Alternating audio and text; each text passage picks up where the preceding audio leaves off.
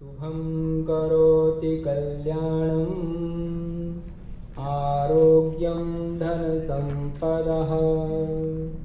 आत्मबुद्धिप्रकाशाय दीपज्योतिर्नमोऽस्तु ते। दीपात्वं देहि कल्याणम् देहि सर्वान् मनोरथान् यावत् कर्म समाप्येत। पहले महेश जी का सत्कार होगा।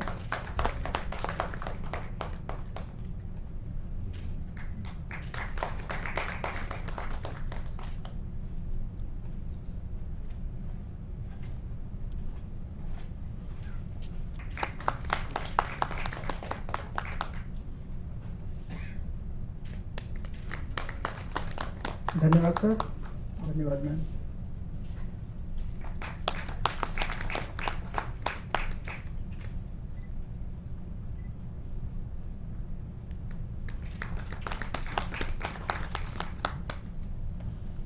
माननीय मुख्य अतिथि माननीय मंत्री डॉक्टर भारती प्रवीण पवार जी, हमारे सम्माननीय विशेष अतिथि श्रद्धेय भाई साहब महेश शर्मा जी, अनुसूचित जनजाति आयोग के माननीय अध्यक्ष श्री हर्ष चौहान जी, जनपद संपदा विभाग के अध्यक्ष मेरे सहयोगी अनिल कुमार जी, सभागार में उपस्थित कला केंद्र के अन्य विभागों के विभागाध्यक्ष और देश के अलग अलग कोने से आए हुए शोधार्थी जिन्होंने अपने पर्चे इस 2 दिवसीय सेमिनार के लिए प्रस्तुत किए हैं। कला केंद्र के लिए आज एक ये महत्वपूर्ण अवसर है कि हम ये सेमिनार यहाँ पर कर रहे हैं, जो कि हलमा और उस जैसी ही अन्य समाज प्रेरित परंपराओं के ऊपर आधारित है। अभय जी अभी कह रहे थे कि ये हलमा शब्द उन्होंने पहली बार मेरे मुंह से सुना है,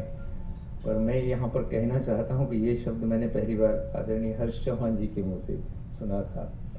हर्ष जी के साथ हमारे संबंध बहुत पुराने हैं और एक बार उन्होंने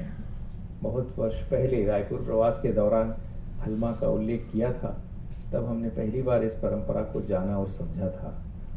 और उसके बाद से मन में कुछ था कि इसे लेकर एक डॉक्यूमेंटेशन इस तरह का हो, ताकि ये परंपरा देश के दूसरे हिस्सों में भी कैसे आ सकती है, या अगर इसके समकालीन या समतुल्य अन्य कोई परंपरा है तो हम उसका भी एक तरह से पूरे देश के सामने और पूरे विश्व के सामने प्रदर्शन कर सकें। इसका एक उद्देश्य ये भी रहता है कि हम इस बात को भी जानें और समझें कि भारत में इस तरह के कार्यों की परंपरा कितनी पुरानी है और कितनी गूढ़ है।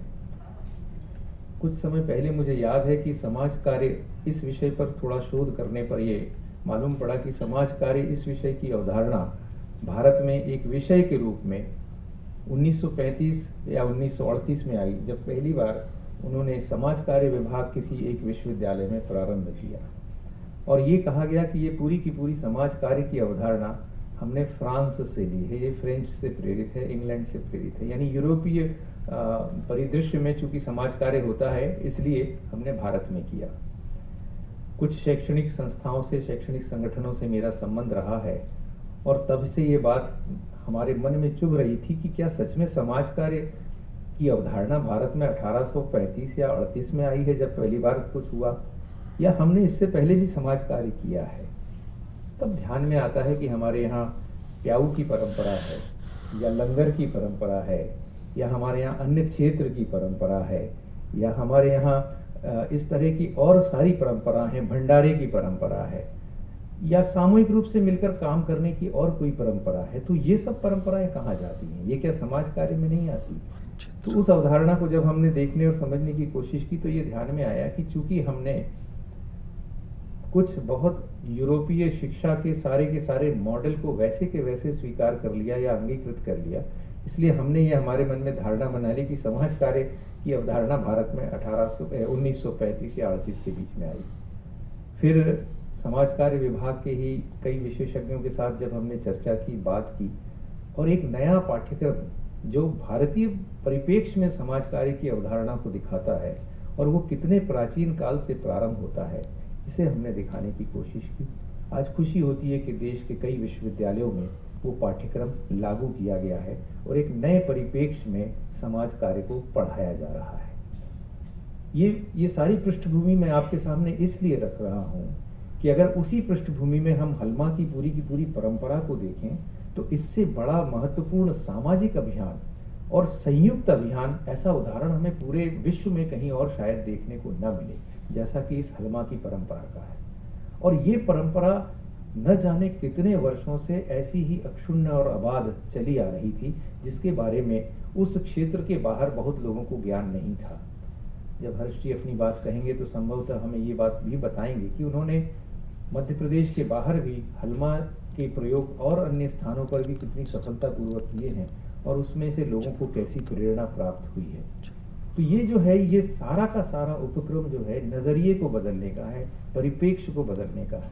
हम अगर देखने का दृष्टिकोण बदलेंगे तो शायद सारी चीज़ें हमें बहुत सही, साफ और स्पष्ट नजर आएंगी। पिछले वर्ष से जब से नई शिक्षा नीति लागू हुई है, राष्ट्रीय शिक्षा नीति का ये जो आविर्भाव भारत में हुआ है, ये दरअसल हमें पूरे के पूरे भारत के परिप्रेक्ष्य को एक अलग दृष्टि से देखने की प्रेरणा भी देता है और शोधार्थियों के लिए चुनौती भी देता है। चुनौती इसलिए देता है कि जो परंपरागत रूप से जो अभी तक हम लिख पढ़ रहे थे, जिसके लिए हमारे पास बहुत ही सीमित मात्रा में साहित्य और शोध सामग्री उपलब्ध थी, उस परिधि से बाहर निकलकर हमें वास्तविक स्रोतों की तरफ जाना होगा, ओरिजिनल सोर्सेज की तरफ जाना होगा और हमें नए शोध निष्पादित करने होंगे। आज का ये जो सेमिनार है, ये उसी परंपरा में एक महत्वपूर्ण कड़ी है, क्योंकि आज इसमें देश के ऐसे युवा भाग ले रहे हैं जिन्होंने इस विषय में या इससे जुड़े हुए और विषयों में चिंतन किया है, शोध किया है और मनन किया है। लेकिन ये सारी चीज़ें सिर्फ क्लासरूम तक सीमित न रह जाए, यानी शोध पत्र पढ़ा और शोध पत्रिका में छप गया, उसके बाद हमारे कर्तव्य की तीसरी न हो जाए, इसका भी ध्यान रखना होगा। और इसका ध्यान शिव गंगा प्रोजेक्ट में बहुत अच्छी तरह से रखा गया है। मुझे बहुत खुशी होती है कि आईआईटी और आईआईएम और टीआईएफआर जैसी महत्वपूर्ण संस्थाओं से अपना पाठ्यक्रम पढ़कर निकले हुए विद्यार्थी जीवन की वास्तविक जानकारी को प्राप्त करने के लिए, समाज की वास्तविक जानकारी को प्राप्त करने के लिए शिव गंगा जैसे प्रोजेक्ट से जुड़ते हैं और अपना जीवन देते हैं। आपको ऐसे कई शोधार्थी, ऐसे कई विद्यार्थी मिलेंगे जो आईआईटी से पढ़कर निकले हैं और उन्होंने शिव गंगा प्रोजेक्ट में अपना सर्वस्व दिया है। ये भी एक नवाचार है कि सिर्फ सारी की सारे शोध को पुस्तकों तक सीमित न करके उसे जीवन के व्यावहारिक क्षेत्र में कैसे लाना, इसकी भी सीख हमें मिलनी चाहिए। मुझे उम्मीद है कि ये जो सेमिनार है, ये इस दिशा में भी एक नए विचार का सूत्रपात करेगा। मैं कला केंद्र के जनपद संपदा विभाग को,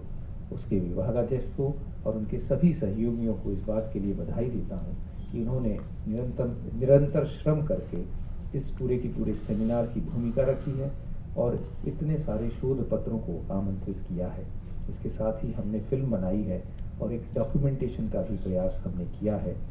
भारत सरकार के जनजाति कार्य मंत्रालय ने भी हमें इसके लिए सहयोग दिया है, हम उनका भी यहाँ पर उल्लेख करना चाहते हैं। लेकिन ये परंपरा सिर्फ इतने ही शोध तक सीमित न रहे और इसकी व्यापक प्रसिद्धि हो, न सिर्फ प्रसिद्धि हो बल्कि ज़्यादातर लोग इसे अंगीकृत कर सकें, ये प्रयास हम सब लोगों को मिलकर करना चाहिए। मैं इन्हीं शब्दों के साथ एक बार फिर से माननीय मंत्री जी का, आदरणीय भाई साहब महेश जी का, भाई साहब हर्ष चौहान जी का स्वागत करता हूं और साथ ही देश के अलग अलग कोने से आए हुए सभी शोधार्थियों का भी हार्दिक स्वागत करता हूं। बहुत बहुत धन्यवाद।